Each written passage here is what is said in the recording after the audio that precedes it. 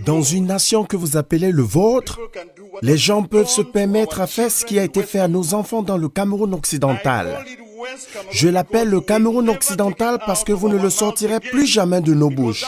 Parce que c'est un territoire dans lequel nous croyons en la liberté.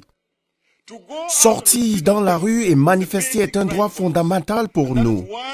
Et c'est pourquoi nous disons aujourd'hui qu'il y a deux Camerouns qui se sont unis.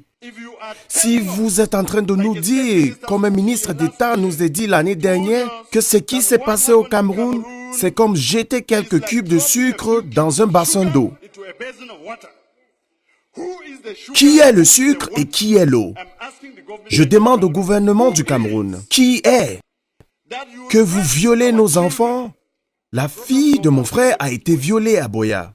Je vous jure, le gouvernement de ce pays. Est-ce que le président de ce pays sait que les gouverneurs et les préfets, ainsi que tous les administrateurs que vous envoyez au Cameroun occidental, se comportent exactement comme une armée d'occupation? Mon peuple n'a nulle part où aller. Nous avons fait des efforts. Nos ancêtres vous ont fait confiance en allant dans un accord amical selon lequel deux personnes qui se considèrent comme des frères pourraient vivre ensemble.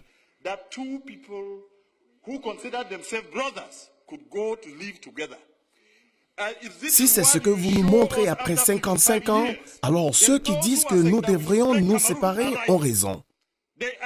Ils sont corrects. Les gens du Cameroun occidental ne peuvent pas être vos esclaves. Les habitants du Cameroun occidental, vous ne les avez pas vaincus à la guerre. Si c'est ce que vous dites que nous devrions vivre, je dis simplement non. Cela ne marchera pas. Comment pouvez-vous avoir une armée qui est censée protéger les enfants, les tabasser et violer? C'est du jamais vu, du jamais entendu dans aucun pays au monde. C'est le 21e siècle et quelqu'un qui fait cela, je ne peux pas vouloir que son gouvernement paie le prix. Nous allons l'exiger de vous parce que vous nous faites croire que nous avons fait le mauvais choix. Qu'a-t-il à dire? Je veux que le monde sache et qu'il soit consigné que nous avons fait des efforts.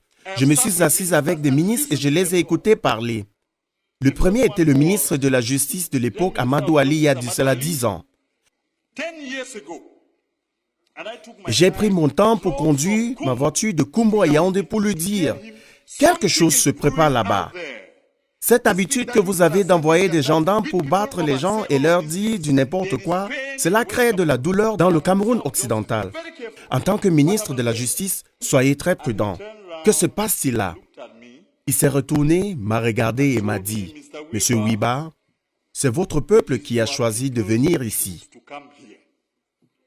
Il est vivant. Il m'a dit. La semaine dernière, je suis allé voir le ministre de l'Enseignement supérieur, le professeur Famundongo, et je lui ai dit, « Les problèmes au Cameroun, le problème que nous avons dans le Cameroun occidental est le problème qui fera tomber le Cameroun. Si vous ne le gérez pas bien, vous ne reconnaîtrez pas le Cameroun tel qu'il est dans quelques mois ou dans quelques années. Quand les gens ont connu la colère et la douleur, l'humiliation pendant plus de 50 ans, quand elle éclate, vous ne pourriez jamais la contrôler. » Je lui ai dit. Et simplement, ce qu'il m'a demandé était, « Qu'est-ce que vous allez faire? » Parce que vous avez votre armée d'occupation au Cameroun occidental, vous croyez que quand le peuple se lèvera, même si vous prenez l'ensemble de l'armée française et ajoutez à la vôtre, vous ne pourrez jamais le faire tomber. Et nous n'avons pas besoin de ça. Nous n'en avons pas besoin au 21e siècle. J'étais l'un des croyants dans un Cameroun unifié. Et je veux dire à cette maison que ce qui est arrivé à ces enfants à l'université de Boya et à Bamenda m'a convaincu que ceux qui disent que le Cameroun devrait aller en deux parties ont raison. Et il y a de plus en plus d'entre nous qui croient maintenant que c'est leur fin ultime. J'ai entendu l'autre soir une offre de 1000 emplois, une offre de 2 milliards de francs pour les écoles laïques. Et je me suis moqué de moi-même. Mon peuple est-il esclave? Donc vous les prenez maintenant pour des chiens que vous pouvez battre et blesser et mutiler et casser leurs os et ensuite jeter un morceau de viande pour qu'ils se battent? Cela doit finir. Si nous, les habitants du Cameroun occidental, devrons continuer dans cette union, c'est parce que nous croyons que plus, c'est toujours mieux. Lorsque vous avez plus de gens, vous avez plus de chances à survivre dans la vie. Mais si plus le peuple du Cameroun oriental nous a prouvé que notre sang ne veut rien dire, alors il est temps pour nous de dire que ça sera bientôt fini. Je veux vous donner une citation ici dans cette maison que j'ai empruntée au libérateur américain. Quand l'injustice devient loi, la résistance devient un devoir. Les habitants du Cameroun occidental ont le devoir de résister à votre oppression. Je l'appelle oppression à cause de ce que j'ai vu sur le terrain. Permettez-moi de vous citer deux autres exemples. Il y a de cela 3 semaines, il y avait un incident à Bangolan, qui est un village voisin à Djakiri, d'où je viens. Et je ne sais pas de quoi il s'agissait, mais un officier gendarme a été tué. Et les forces de l'ordre, sous l'instruction du préfet de Goketunja, se sont déplacées à Djakiri et dans le village voisin et ont amené une centaine d'hommes, les ont battus, leur ont cassé les os et les ont laissés là. Et je suis allé à cet endroit où il a amené ce peuple et je lui ai dit, « Monsieur le préfet, vous allez libérer mon peuple. » Il m'a envoyé des soldats et je les ai dit, « Je suis le représentant de ces gens parce que je suis parlementaire. » Et le gars, le jeune homme, se retourne et me demande, « Et puis quoi? On n'est pas ici à Yaoundé. » Et il a tracé une ligne sur le sol pour me dire, « Si vous traversez ici, vous verrez les conséquences. » Malheureusement pour lui, il m'arrive d'être un descendant des guerriers d'un sort. Personne ne trace une ligne devant moi. Je l'ai traversé, je lui ai dit, « Tirez-moi. » J'ai dit au préfet, « Libérez mon peuple. » En 12 heures, il les a libérés. Mais certains sont encore à l'hôpital. Ils les ont battus et donné des coups de pied à une femme. Elle a fait une fausse couche, une femme enceinte, et personne ne se posera des questions. C'est ça ce plan diabolique d'exterminer notre culture et notre peuple. Vous avez décidé que chaque administrateur ou commandant de l'armée doit être originaire du Cameroun oriental. C'est pourquoi ils peuvent s'asseoir là et ils peuvent tuer les gens sans remords. Cela doit s'arrêter. Monsieur le Président, je veux répéter cette citation. Quand l'injustice devient loi, la résistance devient un devoir. Nous, les habitants du Cameroun occidental, nous résisterons et si vous voulez prendre ce territoire par force, vous devriez tuer jusqu'au dernier homme avant de le prendre. Vous pouvez commencer par moi aujourd'hui. Vous pouvez commencer par moi. Cela doit finir.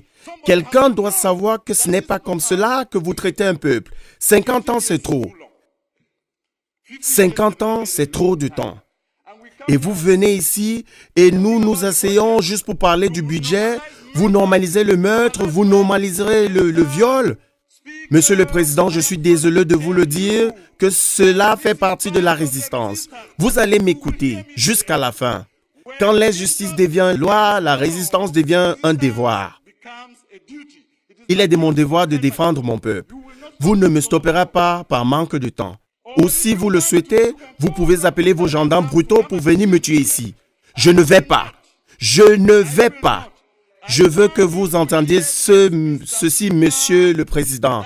C'est mon peuple souffre. Et que le cube de sucre qui était défini dans cette maison. Êtes-vous simplement en colère, Monsieur le Président? Cette personne que vous considérez comme votre esclave s'est levée dans la maison du maître et pose une question? Monsieur le Président, je vous dis que cela fait partie de ma résistance et que vous m'entendrez jusqu'à la fin. Apportez vos soldats brutaux qui ont violé nos filles pour me sortir d'ici. Je vais le dire à ma fin. Je vais le dire à ma fin. Vous ne pouvez rien me faire.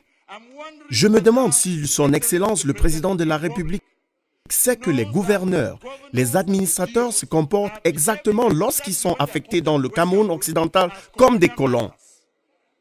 Quand ils abusent des gens, ils les insultent et font tout ce qu'ils font, nous devons résister. Et nous devons vous le dire, notre peuple ne sera pas abattu parce que nous sommes entrés dans cette union en tant que partenaires égaux. Oui, monsieur. Et j'ai fini. J'ai fini. Et nous résisterons.